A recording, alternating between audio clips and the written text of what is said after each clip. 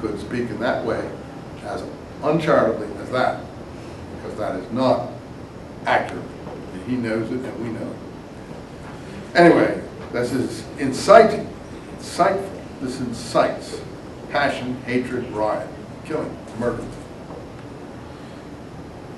Their nefarious measures. Conducting him into a public place, they demanded he renounce the faith in Christ. And unable to bear any longer the testimony of the man on account of his higher virtue and piety, higher righteousness, was deemed the just one, the most just of men. That's where he get is. They took that opportunity. Now this is from apparently Clement's account, which is a little more, I think, biased than Hegesippus' account. See, Clement is already blaming all the Jews, if this is accurate. For Festus died, and there was anarchy at that time, Josephus tells us, and they took advantage of this opportunity to take James and throw him off the wing of a temple and beat him to death with a club. Well, that's a very compressed version of what Hegesippus is going to tell us. So Clement already has Hegesippus, and he's interpreting Hegesippus in his own way. Would you agree with that, Don? Now, Hegesippus, in the 5th book of his commentaries, a person who's writing around 150, tells it this way. Much more extensive. Thank you, Eusebius, for preserving this. Without this, we would be totally lost. And he's done us, regardless of his biases, to my mind, a great service. Though I also think it's because of people like him that Hegesippus didn't survive. So I think just everyone who he's exerted something from disappears after that.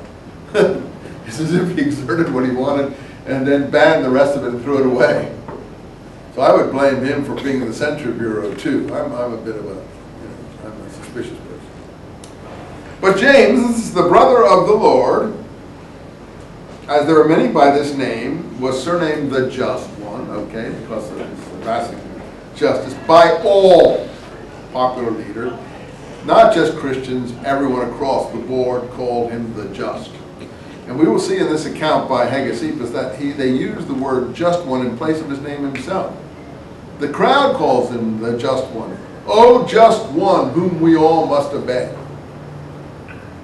Now that means that he had a very high status in the Jerusalem of his day, and I think he did. And as the Just One. In modern Hebrew we call that the Tzaddik. That's Greek, or Latin rather, and it comes through the Greek dikaios, which comes from the Hebrew just, Tzaddik. And we even today in Jewish mystical Kabbalah, Madonna plays around with, and Hasidism and stuff, they talk about the teacher, the Rebbe, as they call him, as the Tzaddik. This is an exalted idea in Judaism, the righteous one. I think it existed back then, and that's what we're getting here. Picture, James is the righteous one, and everyone has to defer to him. Because as the Gospel of Thomas puts it, for his sake heaven and earth came into existence. The righteous one, says the book of Proverbs, is the pillar on which the world is founded. For the sake of 10 righteous ones, I will withhold destruction from a city, says Sodom and Gomorrah, Abraham and God episode in the Bible. That's probably the first word. And Noah is a righteous one, according to the various books. And so he survives the flood because he's a tzaddik.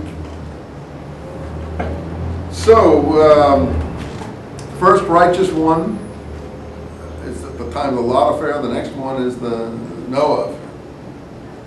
So these are exalted persons even then, and James is considered one of these people. Do I think that he was acknowledged this way? Yes, I do. And you know, maybe you were the brother of the Lord because you were the righteous one, and all the righteous ones were sons of God. Maybe they considered that to be, that's in the literature too from this book. Not real sons, but if you like, adopted or symbolic sons. Until now received the government of the church with the apostles. He says to the government of the church. Does he mean with the apostles? Maybe that's been changed. Because our previous text said he received the government of the church by the apostles, from the apostles. I think that's, maybe we could change the word with to from.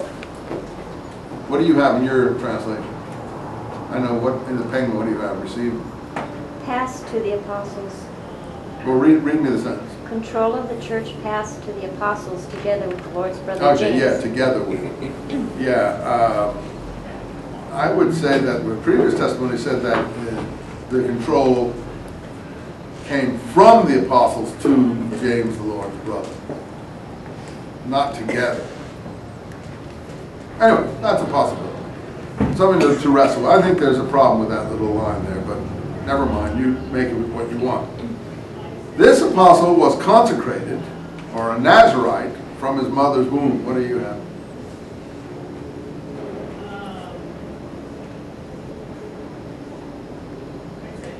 This one was holy from his birth. He drank no wine or Oh yeah, well, intoxicating see, that drink. translation is not any good.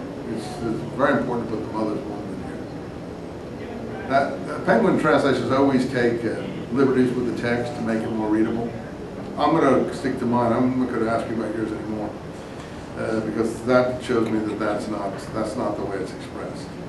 He was consecrated. This is more the actual Greek here. From his mother's womb. He drank neither wine nor other fermented liquors. He abstained from drink. He abstained from animal food. That means he was a vegetarian. A razor never came to his head. But that does not mean he didn't cut his hair. In Ezekiel 44, it's quite clear, and this, by the way, is, all these things are in Ezekiel 44's Sadducite statement. Very important statement about the high priests are going to get control of the temple, that the Dead Sea Scrolls are very interested in Ezekiel 44. They define their sons of Zadok on that basis. And it says there that they do not shave their heads, they pull them. That is, they pull their hair. And so I don't think James is one of these fuzzy-wuzzies, unruly sort of, you know. He was a priest. At least he behaved like a priest. He was recognized as a priest in some manner. And the razor never came to his head does not mean he didn't pull his hair. You understand? I wouldn't want to pull your hair. Could be a very sticky process, as you do, guys who do waxing your legs may know. So I'll leave that at that. And he never used a bath, or he did not go to the baths. That's more accurate. I think he did not go to the baths.